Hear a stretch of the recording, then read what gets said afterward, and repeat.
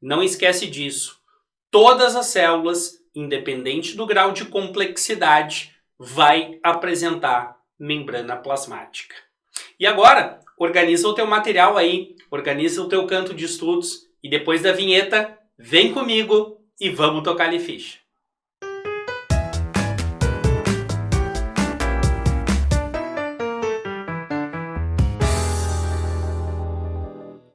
A gente vai iniciar falando um pouquinho de algumas propriedades dessa membrana plasmática e as suas funções para introduzir o estudo desse envoltório. Então, olha só, quando a gente pensa na membrana plasmática, ela acaba sendo aquele envoltório que delimita todo o conteúdo celular.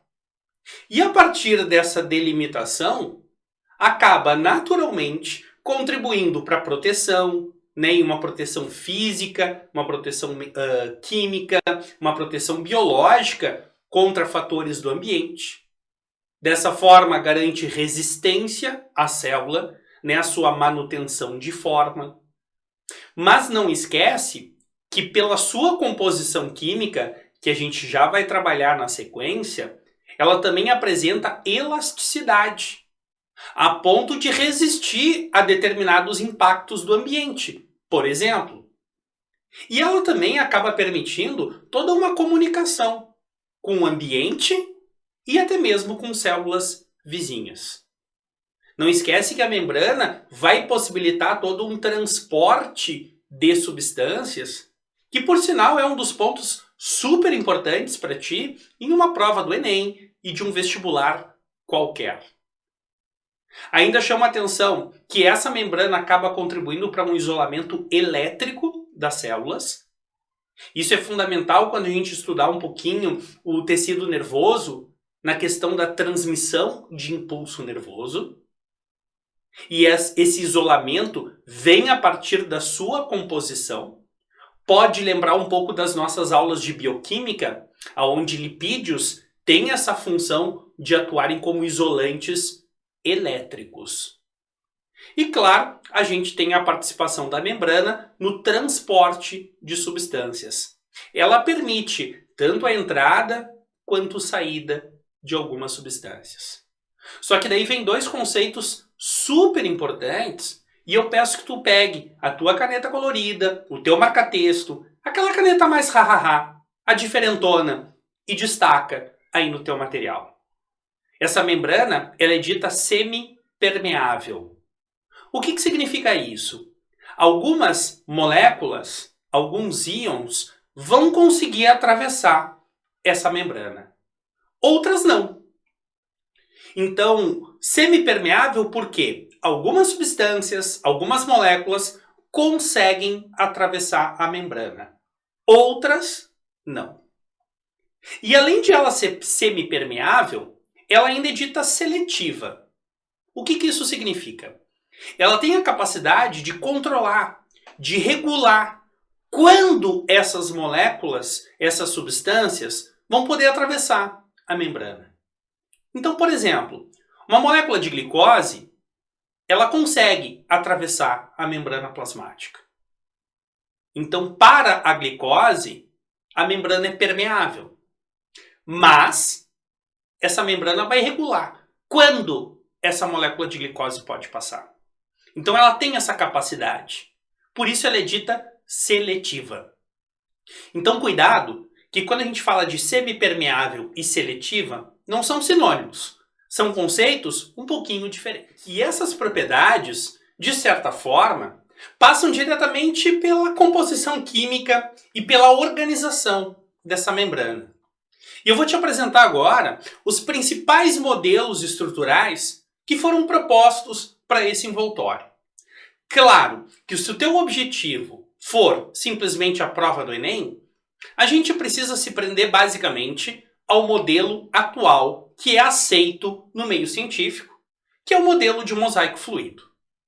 Para outros vestibulares, daí é importante, é interessante a gente conhecer esses outros modelos, porque já foram citados, já apareceram em algumas questões, tá certo? Então olha só, os primeiros modelos eram bastante primitivos E a gente inicia ali pelo século XIX, pelo modelo de Overton, onde diz que a membrana era impregnada simplesmente por uma diversidade muito grande de lipídios, principalmente esteroides. Tá? Então vem essa composição super simples. Assim como o segundo modelo, no século XX, que fala que a membrana era constituída por uma única camada de fosfolipídios. Só que esse modelo rapidamente foi quebrado em função da propriedade química desses fosfolipídios. Não fazia sentido, né, pela organização dessa membrana neste modelo, que a gente sabe que um fosfolipídio tem ali a cabeça dele sendo uma porção polar e a cauda sendo uma porção apolar.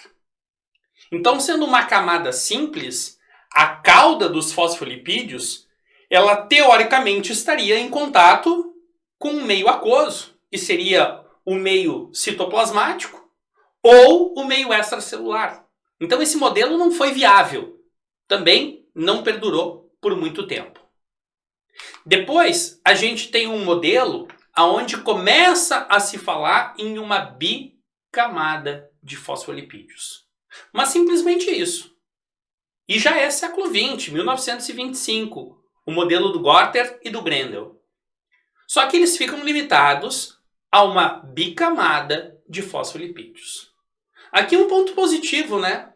Se a gente parar para lembrar desses fosfolipídios, sendo moléculas anfifílicas, quando inseridos em um meio aquoso, vão ter a tendência de se organizar dessa forma. Então, isto faz sentido. Só que essa bicamada simplesmente, de certa forma, iria dificultar a passagem de algumas moléculas a partir da membrana. Isso em função da sua polaridade. E aí que vieram outros tantos modelos, como o modelo de Davidson e Danieli. Esse modelo é um dos mais citados entre esses demais que eu estou comentando contigo, por descargo de consciência para as provas, porque esse modelo ele acabou resistindo por mais tempo.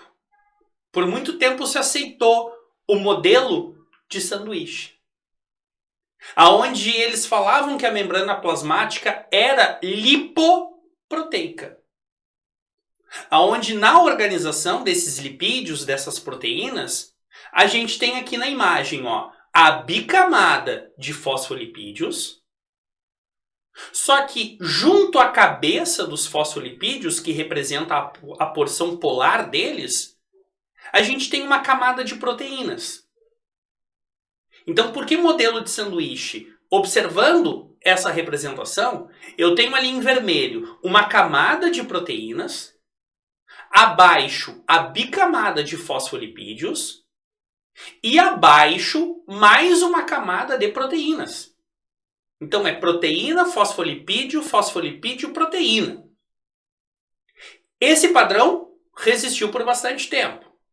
O detalhe é que também foi bastante contestado na época, em função dessas camadas de proteínas também limitarem, de certa forma, a passagem de algumas moléculas, em função da sua polaridade.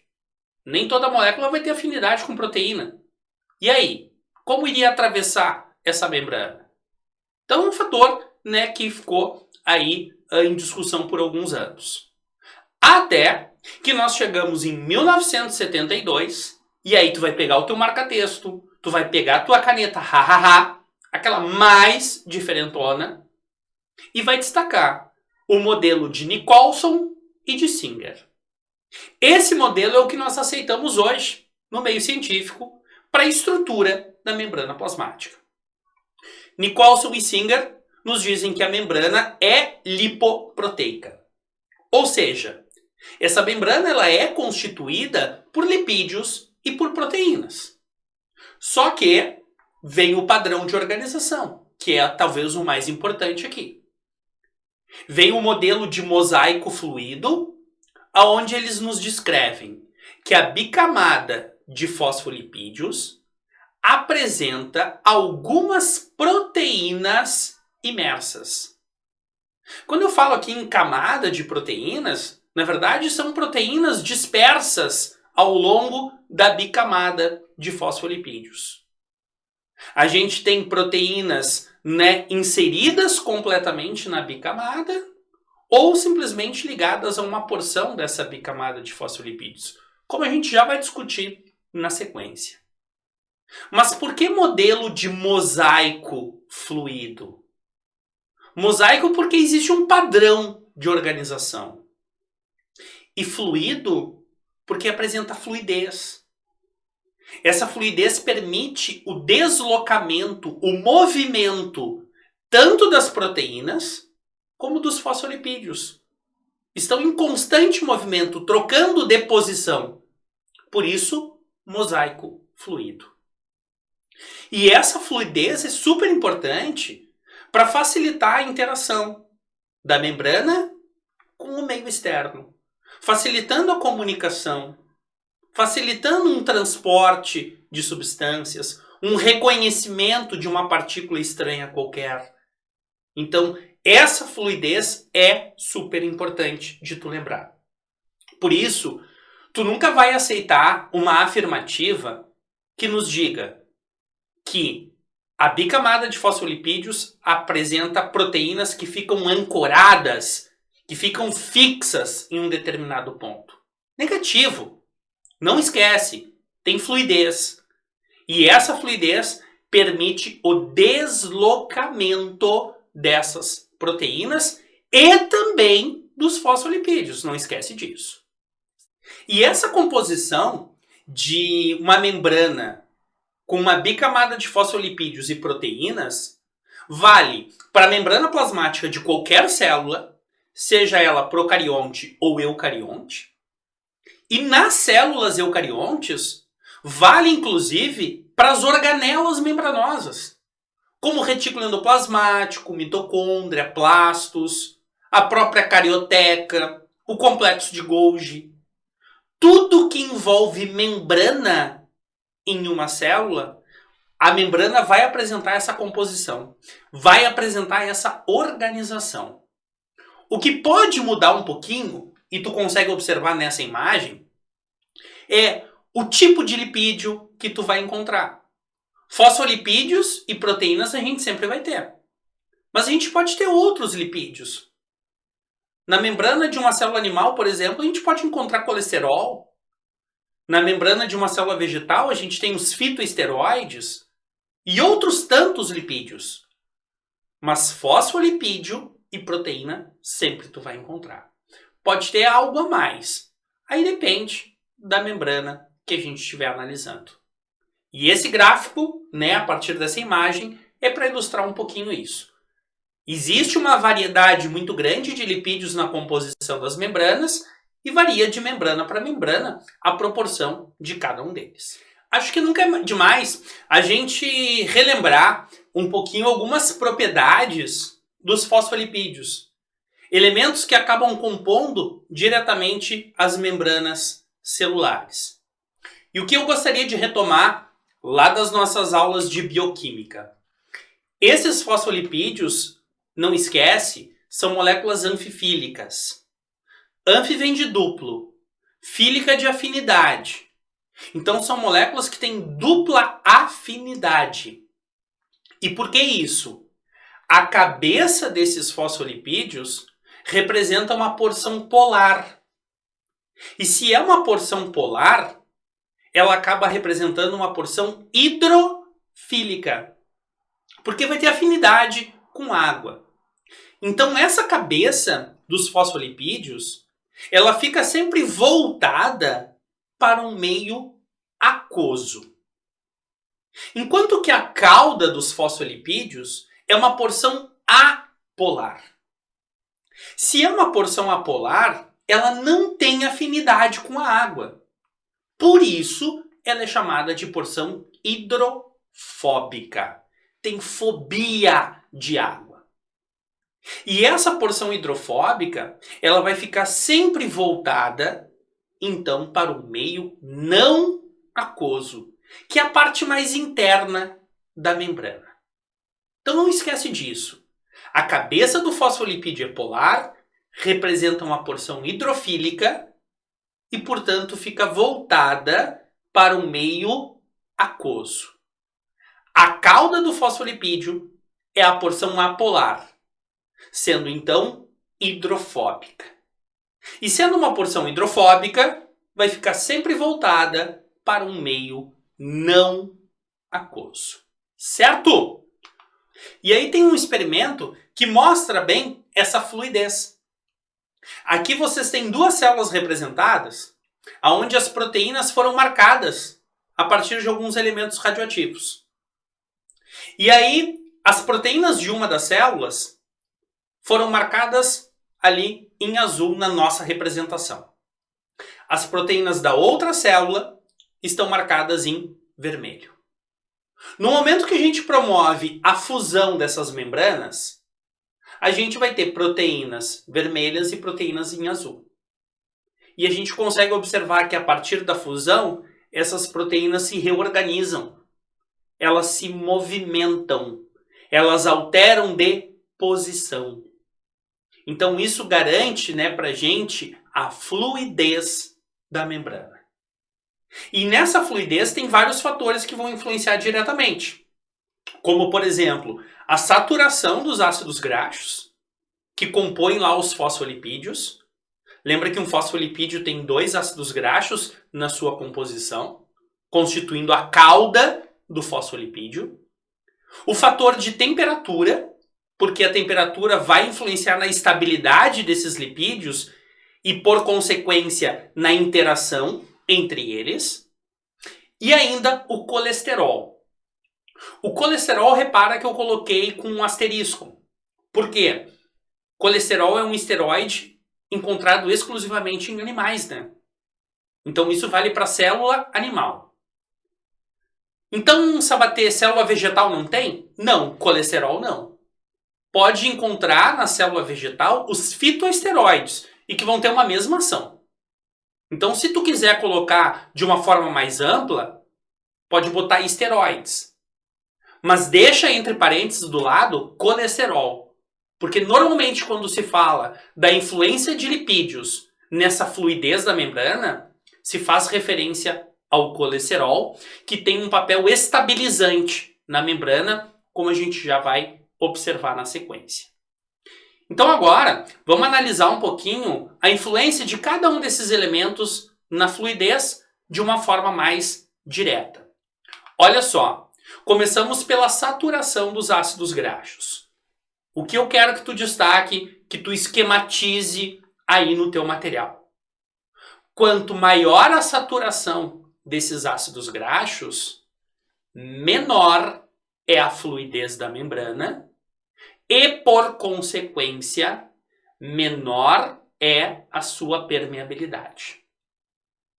Então, quanto maior a saturação dos ácidos graxos, menos as proteínas e os fosfolipídios vão se movimentar nessa membrana, e isso acaba dificultando naturalmente o transporte de substâncias. Então, por isso, reduz a sua permeabilidade. O inverso é verdadeiro. Se a gente reduz a saturação, e daí a gente tem que pensar em ácidos graxos insaturados, né? Se a gente reduz essa saturação, a gente aumenta a fluidez da membrana. Então facilita o deslocamento dos ácidos graxos, das proteínas. E facilitando esse movimento, a gente acaba aumentando a permeabilidade da membrana. Então repara que a saturação influencia diretamente na fluidez da membrana, e essa fluidez, por sua vez, vai influenciar diretamente na permeabilidade da membrana. O segundo fator é a temperatura, que vai influenciar na estabilidade dos lipídios e, por consequência, na interação entre eles. E aí, conforme a gente tem um aumento de temperatura, a gente acaba aumentando a fluidez. Se a gente diminui a temperatura, esses lipídios se tornam mais estáveis e aí a gente tem uma menor fluidez da membrana. Então, a temperatura vai influenciar diretamente nessa estabilidade, nessa interação entre os lipídios. E a partir daí, influencia na fluidez. Claro que isso aqui é regra geral. Tem as suas particularidades quando a gente analisa um ou outro lipídio de uma forma mais específica. Mas daí é muito mais química a coisa, tá? Aqui a gente vai generalizar para aquelas questões mais chatas realmente. E o último fator é o colesterol. Quando a gente pensa em colesterol, ele tem uma ação estabilizante na membrana. Então pensa que quanto mais colesterol a gente tiver nessa membrana, mais estável ela vai ficar. E quando eu falo mais estável, menos movimento. Então por isso que eu coloquei aqui, ó, que quanto maior a concentração de colesterol, menor vai ser a fluidez da membrana. E quanto menor essa fluidez, naturalmente menor a permeabilidade. O inverso também vai ser verdadeiro. Se a gente tem uma menor concentração de colesterol nessa membrana, ela fica mais instável. E ficando mais instável, aumenta a fluidez da membrana. Aumentando a sua fluidez, naturalmente aumenta a permeabilidade.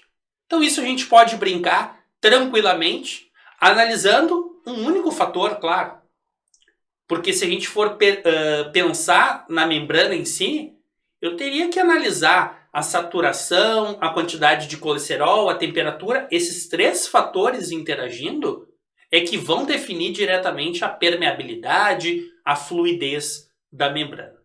Aqui a gente analisa de uma forma bem particular um ou outro fator.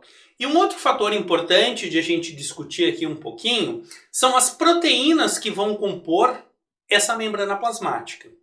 Elas podem apresentar diferentes funções. Entre elas, temos proteínas estruturais, simplesmente, garantindo a manutenção da forma dessa membrana, garantindo resistência a ela. Nós temos as proteínas de canal, que vão permitir um transporte de moléculas, de substâncias, através da membrana. A gente tem proteínas receptoras, que vão receber sinais do ambiente, que vão receber sinais de células vizinhas, então vão receber algo específico normalmente, então são sinalizadoras aí. E ainda nós temos as proteínas reguladoras, que vão regular diferentes processos nessa membrana, como por exemplo a sua permeabilidade, aumentando ou diminuindo essa permeabilidade, estimulando uma alteração de forma dessa membrana. Então, vão regular um determinado processo. E essas proteínas a gente pode classificar elas ainda, quanto à organização delas na membrana. Então, olha só, nós temos as proteínas chamadas de intrínsecas, ou também chamadas de integrais. Essas proteínas, elas são ditas, regra geral, anfipáticas ou anfifílicas. Isso significa que elas têm uma porção polar e uma porção apolar. O que caracteriza essas proteínas integrais? Elas atravessam completamente a bicamada de fosfolipídios. Bem ao centro, na nossa imagem, nós temos ali uma proteína integral identificada. Essa proteína integral ela tem um canal de comunicação com o meio extracelular e com o meio intracelular. Por quê? Ela atravessa completamente a bicamada de fosfolipídios. Por isso até elas são chamadas também de proteínas transmembrana. E nós temos as proteínas extrínsecas, ou chamadas de periféricas. Essas proteínas são hidrofílicas. E quando a gente pensa em uma proteína hidrofílica, pensa comigo, né? Ela vai ter afinidade com água, ela vai ter afinidade com uma molécula polar. Por isso que essas proteínas periféricas, elas ficam na periferia da membrana, ligadas diretamente à cabeça dos fosfolipídios, seja voltada para o meio extracelular ou para o meio intracelular, tanto faz, tá? Mas essas proteínas periféricas sempre em contato com a porção hidrofílica da membrana. Então, nessa aula, a gente discutiu um pouquinho algumas propriedades, algumas funções desse envoltório celular que é fundamental para qualquer célula. Agora, dá uma organizada aí nos teus estudos, nos teus apontamentos, e eu te espero para o próximo vídeo a gente começar a falar um pouquinho dos transportes de membrana, que são fundamentais para qualquer prova que tu venha a realizar. Tá bom? Obrigado pela tua atenção. Espero que tu tenha gostado dessa aula e te espero na próxima. Tchau, tchau.